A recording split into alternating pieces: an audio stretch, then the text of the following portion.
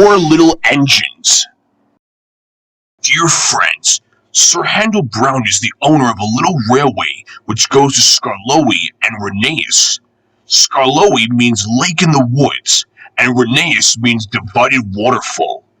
They are both beautiful places, and lots of people visit them. The owner is very busy, so Mr. Peter Sam, the thin controller, manages the railway. The two engines, who are called Skarloey and Reneus, grow old and tired, so the owner bought two others. These stories tell you what happened. The author, the Reverend Wilbert Awdry. Skarloey remembers. The fat controller had sent Edward to the works to be mended. Near the workstation, Edward noticed a narrow-gauge engine standing in an open-sided shed. That's Skarloey, he thought. What's he doing there? He remembered Skarloey and his brother Reneus, because in the old days he had often brought passengers who wanted to travel up to the lake in their little train. As the men at the works could not mend him at once, Edward asked them to put him on a siding close to Skarloey. Skarloey was pleased to see Edward. The owner has just bought two more engines, he said. He told me I was a very old engine and deserved a good rest. He gave me the shed so I could see everything and not be lonely. But I am lonely all the same, he continued sadly. I miss Reneus very much. Yesterday, one of the new engines pushed him on a truck, and now he's gone to be mended. I wish I could be mended too and pull coaches again. Have your coaches got names? Asked Edward. Oh yes, there's Agnes, Ruth, Jemima, Lucy, and Beatrice. Agnes is proud. She has cushions for first-class passengers. She pities Ruth, Jemima, and Lucy, who are at third class with bare boards. But they all four sniff at Beatrice. Beatrice often smells of fish and cheese, but she is most important, said Skarloey earnestly. She has little windows through which the guard sells tickets. I sometimes leave the others behind, but I always take Beatrice. You must have tickets under guard, you know. Of course, said Edward gravely. Reneus and I, continued Skarloey, used to take turns at pulling the trains. We know everybody, and everybody knows us. We whistle to the people in the fields and level crossings, and in lonely cottages and farms, and the people have always waved to us. We love passing the school playgrounds at break time, but then the children will always run over to the fence to watch us go by. The passengers always wave, because they think the children are waving to them. But we engines know better, of course, said Skarloey importantly. Yes, we do indeed, agreed Edward. We take your tourists to the lake and then get ready to pull the train back. We enjoy the morning journey home because our friends from the villages come down to do their shopping. We whistle before every station, beep beep, look out, and the people are there ready. Where's Mrs. Last? Asked the guard. She's coming, beep beep, we whistle, and Mrs. Last comes running up to the platform. We'll leave you behind one of these days, missus, laughs the driver, but we know he never will. We stop elsewhere too, at farm crossings and stiles, where paths lead to lonely houses. Reneus and I know all the places very well indeed, and our driver used to say that we would stop even if he didn't put on the brakes. Sometimes on market day, Ruth and Jemima and Lucy were so full of people that the guard would allow third-class passengers to travel in Agnes. She didn't like that at all and would grumble, "First-class coach, third-class people." That made me cross. "Shut up," I'd say, "or I'll bump you." That soon stopped her rudeness to my friends. Just then some workmen came. "We're going to mend you now, Edward," they said. "Come along." "Goodbye, Skarloey. Thank you for telling me about your railway. It's a lovely little line." It is. Thank you for talking to me, Edward. You've cheered me up. Goodbye." Skarloey watched Edward being taken back to the works. Then, shutting his eyes, he dozed in the warm afternoon sun. He smiled as he dozed, but he was dreaming, as all engines will, of happy days in the past. Sir Handel. The new engines looked very smart. One was called Sir Handel, and the other Peter Sam. What a small shed, grumbled Sir Handel. This won't do at all. I think it is nice, said Peter Sam. Ha, grunted Sir Handel. What's that rubbish? Shh, said Peter Sam. That's Skarloey, the famous old engine. I'm sorry, Skarloey, he whispered. Sir Handel's upset now, but he's quite nice, really. Skarloey felt sorry for Peter Sam. Now, Sir Handel, said the fireman next morning, we'll get you ready. I'm tired, he yawned. Let Peter Sam go, he'd love it. No, said the fireman, owner's orders, you're first. Oh well, said Sir Handel sulkily, I suppose I must. When his driver arrived, Sir Handel puffed away to fetch the coaches. Whatever next, he snorted. Those aren't coaches, they're cattle trucks. Oh! Screamed Agnes, Ruth, Lucy, Jemima, and Beatrice. What a horrid engine! It's not what I'm used to, clanged Sir Handel rebelliously, making for the station. He rolled to the platform just as Gordon arrived. Hello, he said. Who are you? I'm Gordon. Who are you? I'm Sir Handel. Yes, I've heard of you. You're an express engine, I believe. So am I. But I'm used to bogie coaches, not these cattle trucks. Do you have bogie coaches? Ah, yes. I see you do. We must have a chat sometime. Sorry I can't stop. Must keep time, you know. And he puffed off, leaving Gordon at a loss for words. Come along, he puffed. Cattle trucks, grumbled the coaches. We'll pay him out. Presently they stopped at a station. The line curved here and began to climb. It was not very steep, but the day was misty and the rails were slippery. Hold back, whispered Agnes to Ruth. Hold back, whispered Ruth to Jemima. Hold back, whispered Jemima to Lucy. Hold back, whispered Lucy to Beatrice. And they giggled as Sir Handel started, and the couplings tightened. Come on, he puffed as his wheels slipped on the greasy rails. Come on. His wheels were spinning, but the coaches pulled him back, and the train stopped on the hill beyond the station. I can't do it, he grumbled. I'm used to sensible bogie coaches, not these bumpy cattle trucks. The guard came up. I think these coaches are up to something, he told the driver. So they decided to bring the train down again to a level piece of line to give Sir Handel a good start. The guard helped the fireman put sand on the rails, and Sir Handel made a tremendous effort. The coaches tried hard to drag him back, but he puffed and pulled so hard that they were soon over the top and away on their journey. The thin controller was severe with Sir Handel that night. You are a troublesome engine, he said. You are rude, conceited, and much too big for your wheels. Next time I shall punish you severely. Sir Handel was impressed and behaved well for several days. Then one morning, he took the train to the top station. He was cross. It was Peter Sam's turn, but the thin controller had made him go instead. We'll leave the coaches, said his driver, and fetch some trucks from the quarry. Trucks, snorted Sir Handel. Trucks! Yes, his driver repeated. Trucks. Sir Handel jerked forward.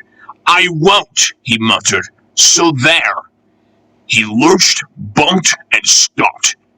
His driver and fireman got out. Told you, said Sir Handel triumphantly. He had pushed the rails apart and settled down between them. They telephoned the thin controller. He came up at once with Peter Sam and brought some workmen in a truck. Then he and the fireman took Peter Sam home with the coaches, while the driver and workmen put Sir Handel back on the rails. Sir Handel did not feel so pleased with himself when he crawled home and found the thin controller waiting for him. "You are a very naughty engine," he said sternly. "You will stay in the shed till I can trust you to behave." Peter Sam and the refreshment lady. As Sir Handel was shut up, Peter Sam had to run the line. He was excited and the fireman found it hard to get him ready. "Sober up, can't you?" he growled. "Anybody would think," said Sir Handel rudely, "that he wanted to work." "All respectable engines do," said Skarloey firmly. "I wish I could work myself." "Tip-top, Peter Sam. Don't get excited and you'll do very well." But Peter Sam was in such a state that he couldn't listen. When his driver came, Peter Sam ran along to fetch the coaches. "Beep, beep! Come along, girls," he whistled, and although he was so excited, he remembered to be careful.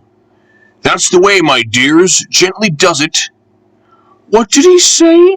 asked Jemima, who was deaf.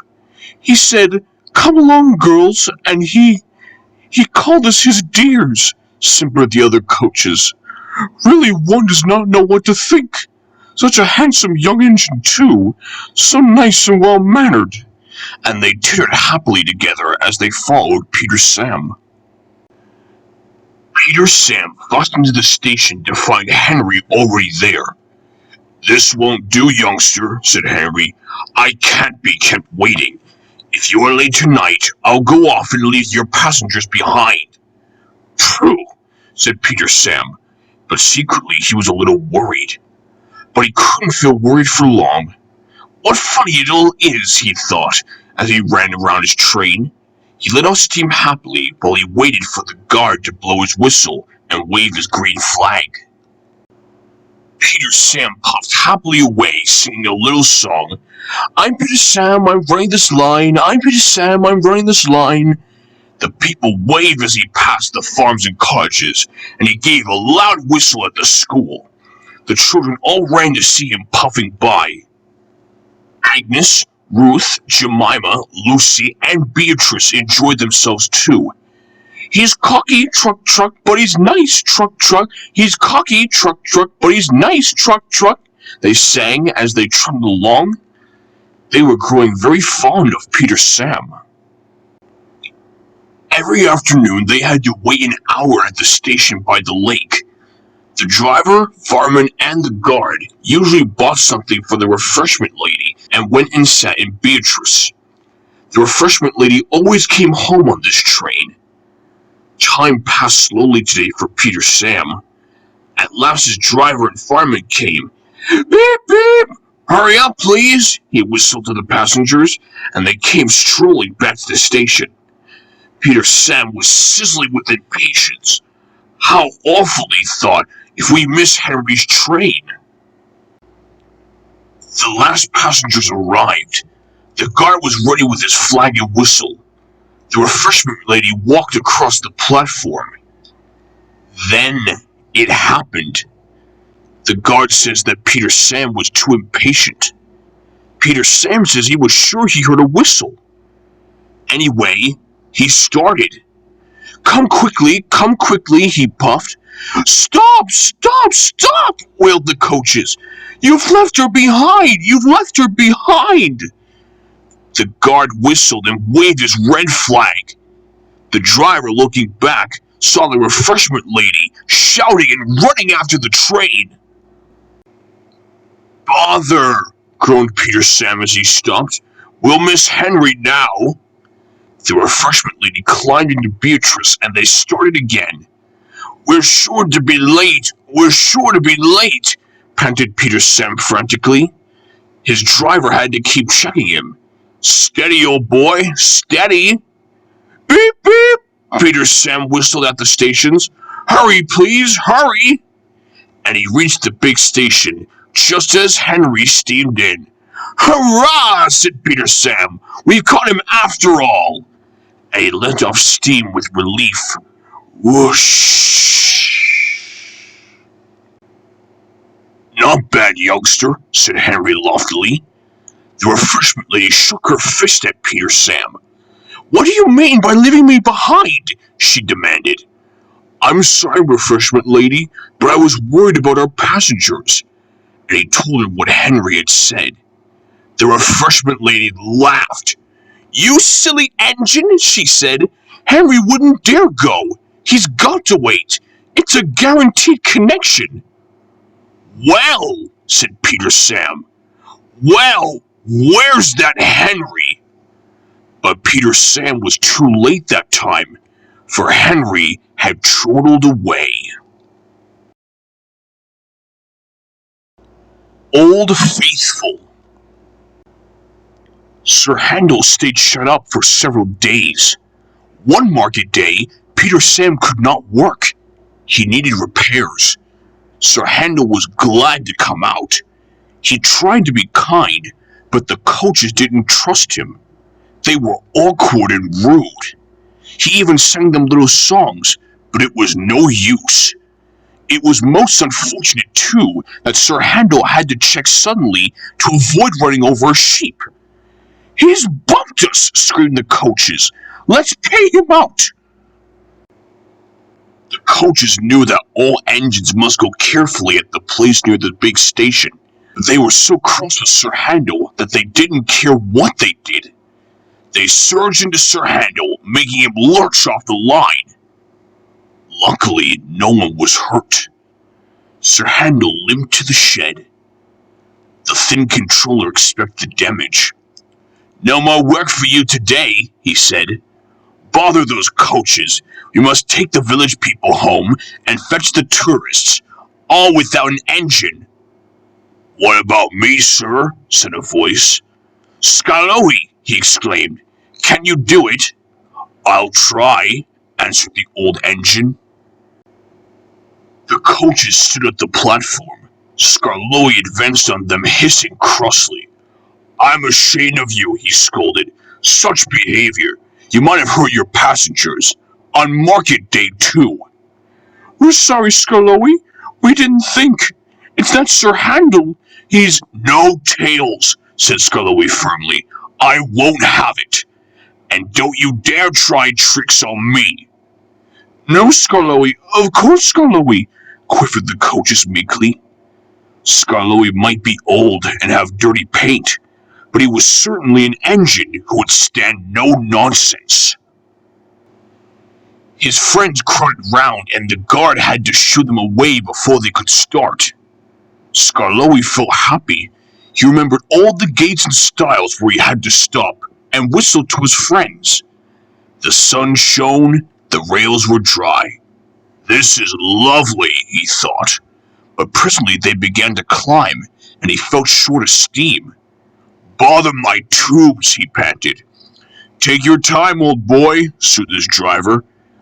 I'll manage," he wheezed, and pausing for breath at the stations, he gallantly struggled along.